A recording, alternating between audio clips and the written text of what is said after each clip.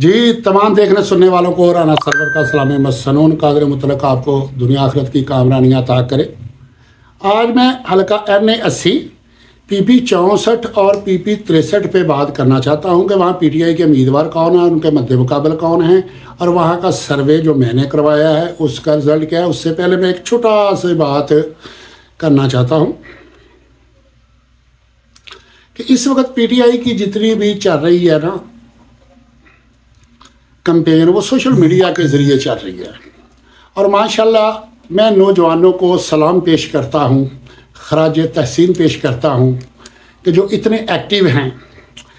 तो NA80 में असदुल्ला पापा साहब PTI के उम्मीदवार हैं, उनके मद्दे मुकाबल उस्मान इब्राहिम साहब। उनका थोड़ा सा मैं बैकग्राउंड बता देता हूँ कि जब 1985 में गैर जमाती इलेक्शन हुआ था तो उस्मान इब्राहिम साहब ने MPA का इलेक्शन लड़ा था और MPA मुंतखब गैर जमाती हुए थे। फिर 88 में उनको टिकट मिला था और वो हार गए थे। उनके मुकाबले में ये लाला असदुल्ला पापा जो है, इनके बुजुर्ग थे लाला फाजल, वो पाकिस्तान पीपल्स पार्टी के उम्मीदवार थे, वो जीत गए थे। एक साल के बाद लाला फाजल साहब फौत हो गया तो फिर यहाँ ज़िमनी इलेक्शन हुआ। चूँकि नवाज शरीफ वज़ीर आला पंजाब थे तो उस्मान इब्राहिम कामयाब हो गए।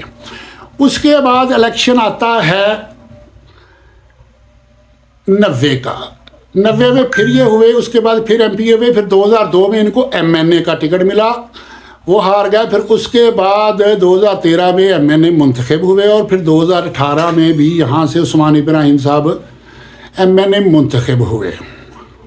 हमारे गुजरांवाला में 2 मिनिस्ट्रियाँ रही हैं वफाकी, और गुजरांवाला के जो हालात हैं वो सभी के सामने हैं।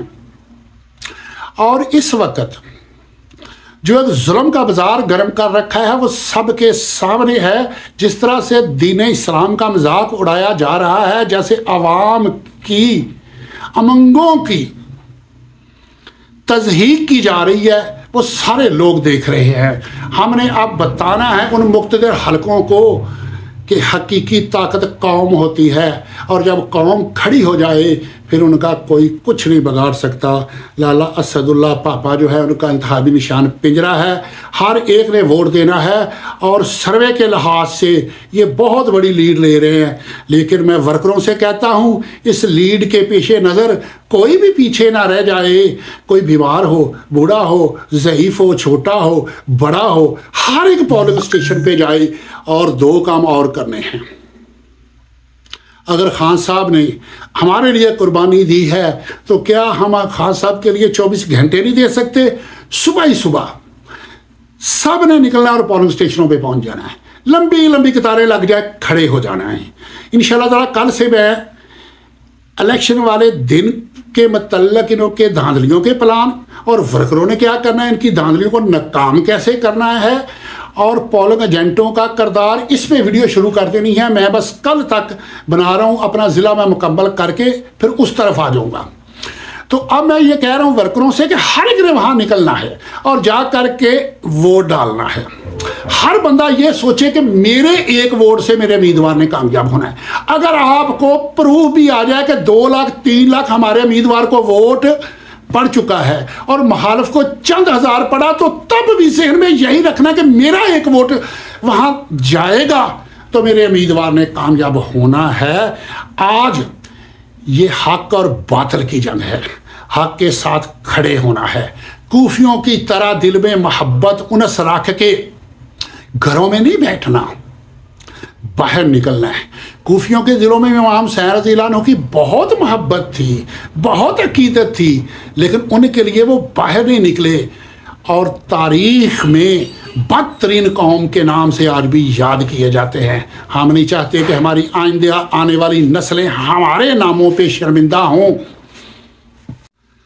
तो जी क्या करना है, 8 तारीख को उस्मान इब्राहिम के बेटे का शेर असदुल्ला पापे के पिंजरे में बंद करके ला करके आप लोगों ने पेश करना है।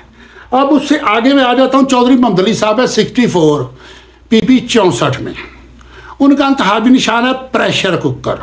अराई बरादरी से तल्लक है। हमारी पार्टी ने हर बरादरी को यहाँ दिया है, लेकिन फिर भी अगर किसी की हक तलफी हुई तो कोई परवाह इसकी ना करे। और दूसरी बात, चौधरी मोहम्मद अली एक नजरियाती वर्कर है, पुख्ता वर्कर है, जिसने ज़िंदगी में अपनी जवानी में पहली पार्टी पीटीआई ज्वाइन की और उसके साथ आज तक खड़ा है। 13 में टिकट मिला, इलेक्शन लड़ लिया, 18 में नहीं मिला तो कोई परवाह नहीं की, आज उसको मिला है तो वो डट गया है। बिजनेस का करोड़ों का नुकसान करवा चुका है, छुपा हुआ है, बहुत कुछ हुआ है, कागजात छीने गए, भाई को गिरफ्तार किया गया, कागजात रिजल्ट गए, वो डंके की चोट में खड़ा है और जिस तरह का कुरान पाक पे उसने हलफ दिया है उससे अमान ताज़ा हो जाता है। वहाँ उन्होंने उमर फारूक डार साहब को टिकट दिया है। वो तो खैर चलो ऊपर नवाज शरीफ जो है वो भी अपने ख़ानदान को नवाजते हैं, यहाँ दस्तगीर खान साहब भी अपनी बरादरी को नवाजते हैं पूरे सिटी में। उधर उमर फारूक डार साहब है, इधर फारूक भट्ट साहब है, उधर खुर्रम दस्तगीर साहब है, सब कश्मीरियों को इन्होंने ना बांटा हुआ है। और वो एक लय पालक है, वो बरून मुल्क से आया है और उसने फिर वहाँ चले जाना है। 4 दिन वो आया है, चलो मौज करे। और एक बात ज़हन में रखना, सर्वे के मुताबिक जिस तरह असदुल्ला पापा की बहुत बड़ी अक्सरियत है, इसी तरह चौधरी ममदली की भी बहुत बड़ी अक्सरियत है, लेकिन इस अक्सरियत को अकलियत में एक वोट पीछे रह गया तो बदल जाएंगे। ये मेरी बात ज़हन में रखना। हर बंदे ने यह बात सोचनी है कि मेरे एक वोट से इसने कामयाब होना है। उनको कन्फर्म हो जाए कि लाखों वोट पड़ गए और मुखालफों के हज़ारों हैं, लेकिन फिर भी ये सोचना कि मेरा वोट जाएगा तो कामयाबी होगी। और सिर्फ वोट नहीं देने, जिस तरह मैंने पहले कहा है कि सब ने जाके अपने वोट पे पहरा देना और उसके बाद रिटर्निंग ऑफिस जाके वहाँ से रिजल्ट लेके कामयाबी का जश्न आज़ादी खान साहब की का मनाना है। तो वोट PP 64 में किसको देना? चौधरी ममदली को। किसी रिश्ते को, किसी बरादरी को, किसी चीज़ को कोई मद्देनज़र नहीं रखना। अब ग़ुलामी की जंजीरें तोड़नी हैं तो असदुल्ला पापा के दूसरे नंबर पे नीचे आ जाते हैं तारक गुज्जर साहब, PP 6363। उनका इंतखाबी निशान जो है वो भी प्रेशर कुकर है। और तारक गुज्जर साहब एक सियासी घराने से तल्लक रखते हैं, PTI के लिए बहुत बड़ी कुर्बानी दे चुके हैं। अभी चंद दिन पहले भी उनके डेरे को उनकी गाड़ियां तोड़ दी गई, डेरे का सारा फर्नीचर तोड़ दिया गया, हर चीज़ तोड़ दी गई।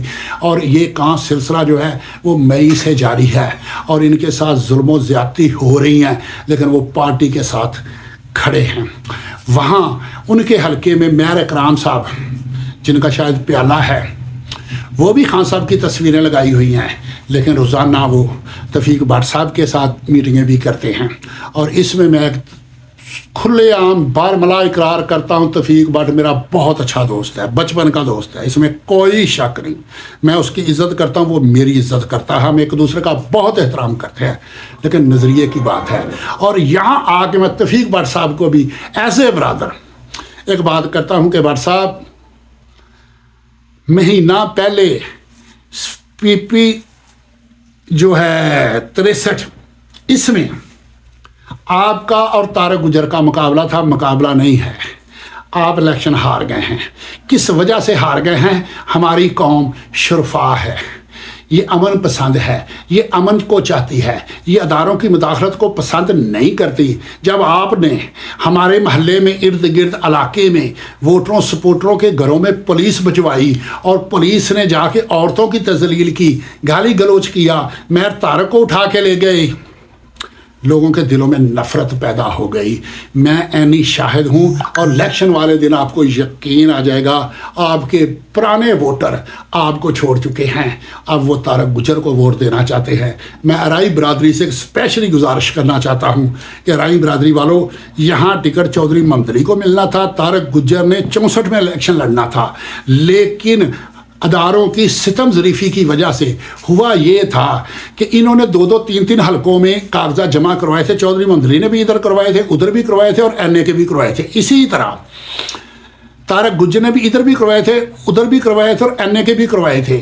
सब के कागजात रिजेक्ट हो गए। जब अपील में गया तो सबसे पहले ये हुआ कि तारक गुज्जर के PP 63 में जो है वो सिलेक्ट हो गए और चौधरी ममदली के 64 में सिलेक्ट हो गए। और यार 63 और 64 का कोई फ़र्क नहीं है, यहाँ चौधरी ममदली अराई नहीं आना था, लेकिन ये हुआ।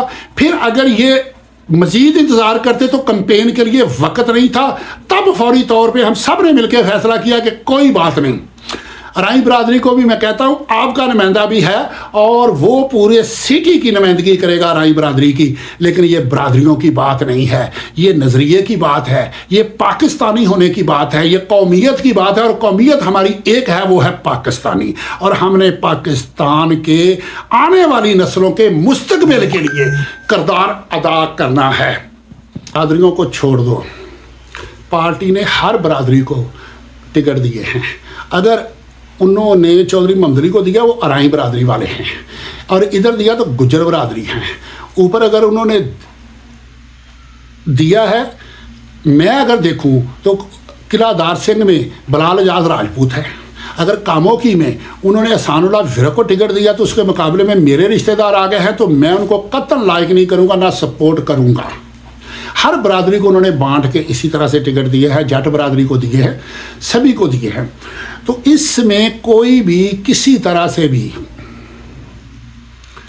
गलतफहमी का शिकार ना हो।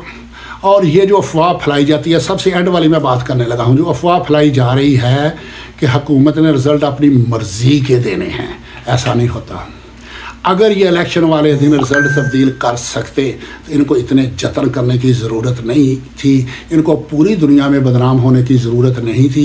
मीडिया और सोशल मीडिया पे इनको इतनी ज़िल्लत उठाने की ज़रूरत नहीं थी। जो हथकंडे इस्तेमाल कर रहे हैं ये इलेक्शन से पहले पहले के हैं, लोगों को मतनफ़र करने के लिए, इनको कमज़ोर करने के लिए, इनकी कैंपेन को बंद करने के लिए, रोकने के लिए जो हथकंडे इस्तेमाल कर रहे हैं, ये इसलिए कर रहे हैं कि इलेक्शन वाले दिन एक सिस्टम निज़ाम हमारा ऐसा है कि चलो को 5-10 हज़ार वोट का यहाँ कोई गड़बड़ कर लेंगे, रिज़ल्ट तब्दील नहीं कर सकते। 2-4-5-10 हज़ार का कर लेते हैं, अगर ज़्यादा फ़र्क आ जाए तो ये कुछ नहीं कर सकते। ये जहन बिठा लो, आपका वोट ज़ाया नहीं जाएगा। अगर वोट ये ज़ाया कर सकते तो खान साहब को झूठे और मनगढ़ंत मुकदमात में सज़ा हरगिज़ ना देते। और अगर ये इलेक्शन वाले दिन रिज़ल्ट चेंज कर सकते, इस तरह से गुंडागर्दी और बदमाशी और इनके जलसों पे पाबंदियाँ, कैंपेन पे पाबंदियाँ हरगिज़ ना लगाते, इनसे बैट हरगिज़ ना छीनते, इनको लेवल प्लेइंग फील्ड देते और कहते जाओ मैदान में उतरो। और इलेक्शन वाले दिन रिज़ल्ट चेंज करके अचानक कह देते कि जी हमने तो किसी के साथ कुछ किया ही नहीं। अब ये नहीं कर सकते। अगर कर सकते होते ऐसे हथकंडे इस्तेमाल ना करते। ये जहन से निकाल दो कि रिज़ल्ट उन्होंने तब्दील कर देने हैं। कोई रिज़ल्ट तब्दील नहीं कर सकता। कोई जुगनू सतारा संभाल रखना, मेरे अंधेरों की फ़िक्र छोड़ो, बस अपने घर का ख्याल रखना। अल्लाह हाफ़िज़।